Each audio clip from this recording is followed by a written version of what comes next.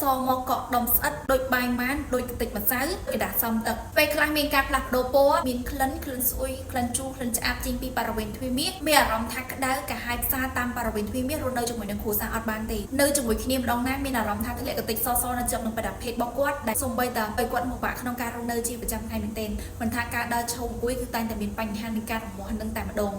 បងសាក់សម័យមើលរមាស់ដៃរមាស់ជើងយើងអាចធ្វើការអេះបានប៉ុន្តែមកក្នុងករណីយើងមានបញ្ហារមាស់នៅតំបន់ទ្វារមាសគឺពិបាកខ្លាំងមែនទែនអញ្ចឹងតើតើជាមួយនឹងបញ្ហានេះបើក្នុងករណីបងមានរោគសញ្ញាទាំងអស់នេះគឺបញ្ជាក់ថាបងកំពុងតែមានបញ្ហានៃការកកើតឡើងលើពពួកមេរោគផ្សិតអញ្ចឹងបើសិនជាបងចង់ដោះស្រាយទៅលើបញ្ហានៃការកកើតឡើងពពួកមេរោគផ្សិតបងអាចធ្វើការប្រើប្រាស់ជាមួយនឹងផលិតផល Venery នេះបានចំពោះផលិតផល Venery ពិតជាមានសមត្ថភាពនៃអាចដោះស្រាយទៅលើបញ្ហាសុខភាពរបស់បងបានពីព្រោះនៅក្នុងផលិតផល Venery នេះសុទ្ធតែមានផ្សំដែលសំខាន់ដែលជំនួយដល់សុខភាពស្បួនរបស់យើងបង្កើតអង់ទីកលនៅក្នុងស្បួនដូចជាពពួកបាក់តេរីល្អនៅក្នុងស្បួនដូចគ្នាអញ្ចឹងបងដែលកំពុងតែជួបជាមួយនឹងបញ្ហាទាំងអស់នេះបងអាចធ្វើការឆាតរចូល page ឬក៏ទំនាក់ទំនងមកកាន់នាងខ្ញុំឥឡូវហ្នឹងដើម្បីជាសះស្បើយទៅលើបញ្ហាសុខភាពរបស់បងទាំងអស់គ្នា